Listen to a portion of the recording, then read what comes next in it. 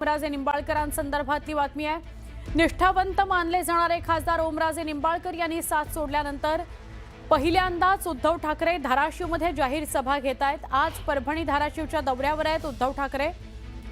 धाराशिवमध्ये ते जाहीर सभा घेतील। दुपारी 4 वाजता ही सभा होणार आहे। शहरातील सीताई मंगल कार्यालयामध्ये होणाऱ्या या सभेकडे राज्याचं लक्ष लागलेलं आहे। सोडून गेलेल्या खासदारांवर ते कशा प्रकारे ताशेरे ओढतात हे बघणं महत्त्वाचं आहे। ओमराजे निंबाळकर यांच्यावर तर अधिक रोष उद्धव ठाकरेंचा असेल, कारण ओमराजे निंबाळकर हे शिंदे शिवसेनेमध्ये गेल्यानंतर केंद्रीय मंत्रीपद कदाचित त्यांना मिळू शकतं अशी ही चर्चा आहे। ते त्या रेसमध्ये आहेत। त्यामुळे उद्धव ठाकरे आणि उद्धव ठाकरेंचे सगळे नेते हे ओमराजे निंबाळकर यांच्यावर टीका करतील अशी शक्यता व्यक्त होत आहे। धाराशिवच्या दौऱ्यावर असताना सिद्धाई गार्डन या परिसरामध्ये सभा होणार आहे असं कळत आहे। दुसरीकडे शिवसेना उद्धव बाळासाहेब ठाकरे सेनेनं या सभेद्वारे मोठं शक्ती प्रदर्शन करण्याची तयारी केली आहे। धाराशिवमध्ये ठाकरे विरुद्ध ओमराजे असा राजकीय संघर्ष तीव्र होऊ शकतो। आजच्या सभेनंतर धाराशिवच्या राजकारणाची पुढची दिशा स्पष्ट होईल।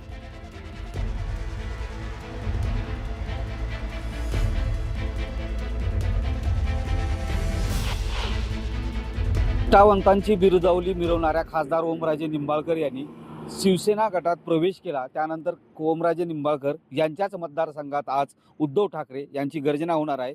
उद्धव ठाकरे आज कार्यकर्त्यांचा मेळावा घेणार आहे आणि याच उद्धव ठाकरेच्या दौऱ्याच्या पार्श्वभूमीवरती मोठी तयारी जी आहे ती धाराशिव शहरात किंवा इतर धाराशिव जिल्ह्यात करण्यात आलेली आहे।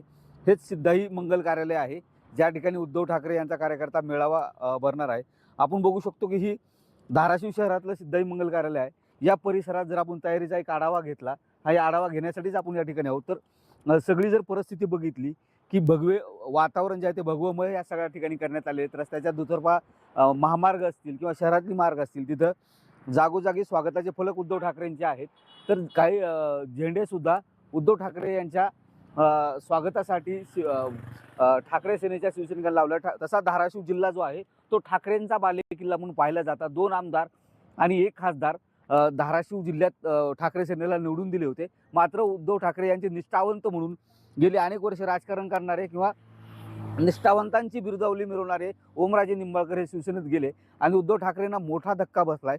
आणि याच धक्क्यानंतर उद्धव ठाकरे यांनी जो आहे तो आपला गड पुन्हा साबूत ठेवण्यासाठी धाराशिव जिल्हा दौरा करण्यासाठी आज ते धाराशिव जिल्हा दौऱ्यावरती येत आहेत।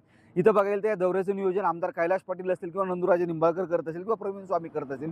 मात्र ओमराजे निंबाळकर विरोधात कोण असणार, कोण ओमराजे निंबाळकरांच्या विरोधात लढाई देणार आहे, या सगळ्या दौऱ्याकडे ठाकरेंचं लक्ष आहे। कोणचा चेहरा ठाकरे पुढे करतायत किंवा या दौऱ्यातून ओमराजे निंबाळकर असतील किंवा निष्ठावंत ज्यांनी गद्दारी केली पक्षाची त्यांना काय ठाकरे त्यांच्या भाषेत उत्तर देणार, किंवा या सगळ्या दौऱ्यात फक्त एकच आहे की निष्ठावंतचा मेळावा म्हणून या मेळाव्याला जे स्लोगन किंवा टायटल दिलेलं आहे की निष्ठावंताचा मेळावा, त्यानुसारच उद्धव ठाकरे हे ओमराजे निंबाळकरवरती काय बोलणार व लोकसभेसाठी आपल्या ओमराजेंच्या विरोधात कुठला उमेदवार देणार ह्याची काही घोषणा करणार का, हे देखील पाहणं औत्सुक्याचं ठरणार आहे। सागर जाधवसह बालाजी निलफळ, न्यूज 18 मराठी, धाराशिव।